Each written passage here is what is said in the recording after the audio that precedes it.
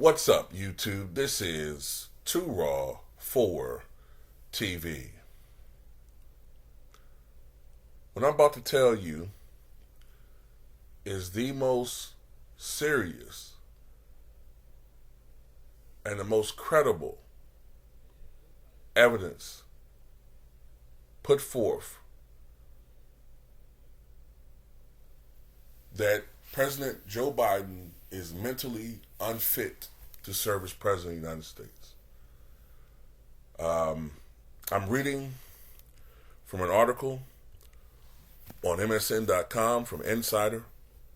It's titled, President Biden Forgot When He Was Vice President and When His Son Beau Died. Special Counsel report says. Special Counsel Robert Hur just released his report on Biden's handling of classified docs. He's not recommending any charges, but his report said damning things about Biden's memory. Biden forgot when he was VP and when his son Beau died, per the report. Hur's report, while not recommending any criminal charges over Biden's handling of classified documents, included seemingly grave warnings about the president's mental acuity. During a portion dealing with classified docs pertaining to Afghanistan, the report noted that the 81-year-old president, quote, would likely present himself to a jury, as he did during our interview of him, as a sympathetic, well-meaning, elderly man with a poor memory. The report added, it would be difficult to convince a jury that they should convict him, by then a former president well into his 80s, of a serious felony that requires a mental state of willfulness. Furthermore, the report stated that during an interview with investigators, Biden could not recall the dates of his 2009 to 2017 vice presidency or recall that his son died in May of 2015. When did I stop being vice president? Said Biden at one point, according to the report. In 2009, am I still vice president? In his interview with our office, Mr. Biden's memory was worse. He did not remember when he was vice president, forgetting on the first day of the interview when his term ended. If it was 2013, when did I stop being vice president? And forgetting on the second day of the interview when his term began. In 2009, am I still vice president? He did not remember even within several years when his son Beau died, and his memory appeared hazy when describing the Afghanistan debate that was once so important to him. Among other things, he mistakenly said that he had a real difference of opinion with General Carl Eckenberry, when in fact, Eckenberry was an ally whom Mr. Biden cited approvingly in his Thanksgiving memo to President Obama.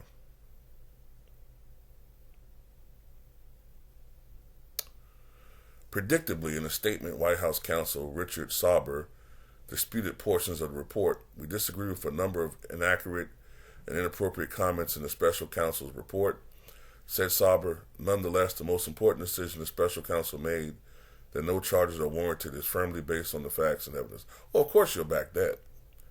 Now look, I'm not saying that I was there. Maybe they are lying. Maybe they're biased. They're pro-Trump, pro-GOP, and they're just trying to make them look bad.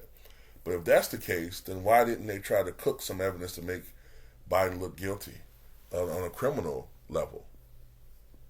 Right?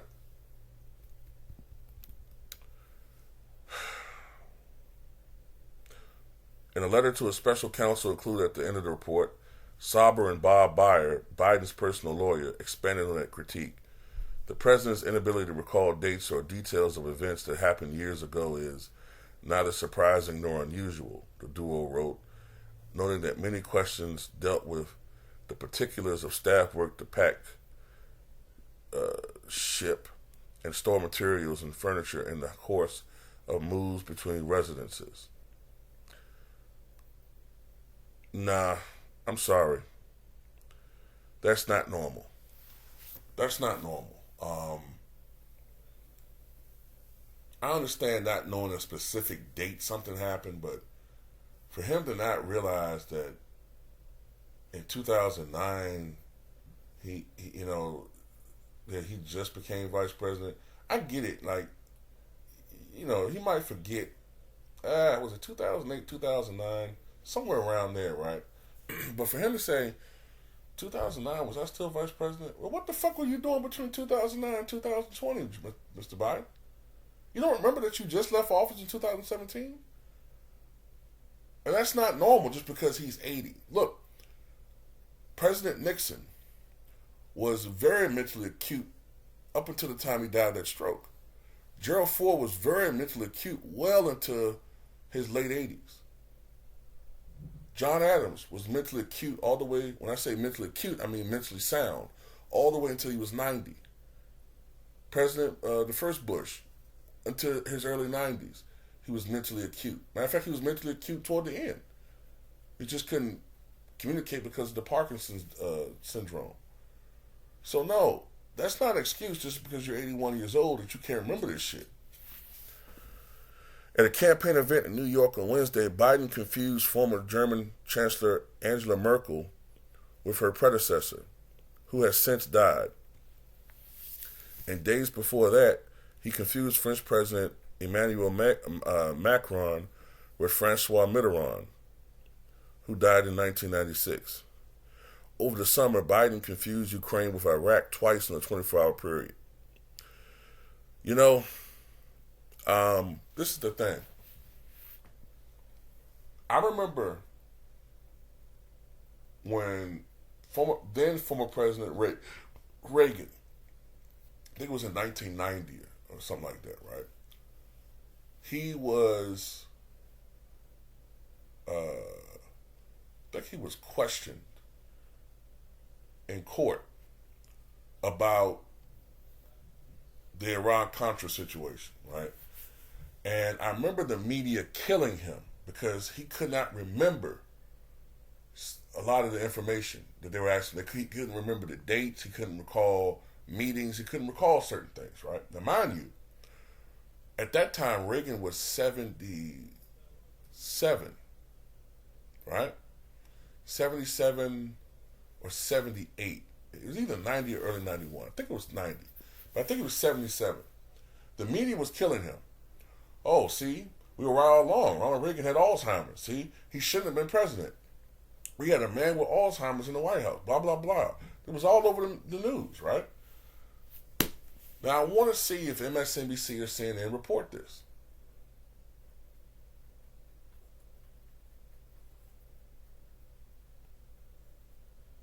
This man should not be president. Everybody, look, it's one thing to have a senior moment. And even with that, that needs to be watched. But this man has had constant visual. Remember, this motherfucker was ranting about aliens in a town hall years ago. Saying nonsense. Nonsensical gibberish. This is, in my opinion, the biggest conspiracy to hide a president's illness from the American people. This is the biggest and the worst conspiracy ever. Even worse than when Woodrow Wilson and his doctor and his wife, Edith Wilson. Really, to be honest with you, the doctor and Woodrow Wilson's wife, they conspired with a few other intimates to hide from not only the American people, but from the Republican-controlled government, at the time I believe it was Republican-controlled, that Woodrow Wilson was sicker than what he was. In October of 1919, Woodrow Wilson suffered a devastating stroke, which left him near death for several weeks, and he was never the same. He was permanently paralyzed on one side of his body. He regained some use of his body. I think by 1920 he was able to walk with a cane, but he was never the same. And they did everything they could to hide how ill he was from the American people, the news media, and the Republican-led government, Congress. When they had meetings with Wilson, they made sure that the room was poorly lit. They did everything they could to hide his paralyzed limbs under the bed, and they had Wilson work feverishly on regaining his speech and getting rid of the slur. All of these things. But this is even worse because this involves, and I'm pretty sure I'm writing this involves the American media. They're seeing these things and they're covering it up because of their extraordinary disdain and hatred for Donald Trump. By the way, it was the media that helped to create him, because if you remember, Donald Trump was cruising to victory in those primaries without having to spend a dime of his campaign war chest, because the media was giving him so much free publicity back then. Remember that? 2015, 16, it was Trump, Trump, Trump, Trump, Trump. So they created him. Now they hate him. And don't get me wrong, I have my issues with Trump. But right now, look, this is fucked up, man. He shouldn't be right. He should not be president. He couldn't even remember when his son died, man.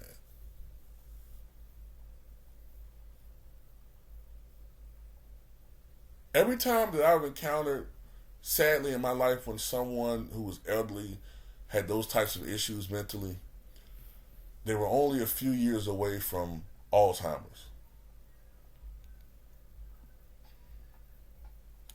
So I'm just saying, I don't think we should risk this, because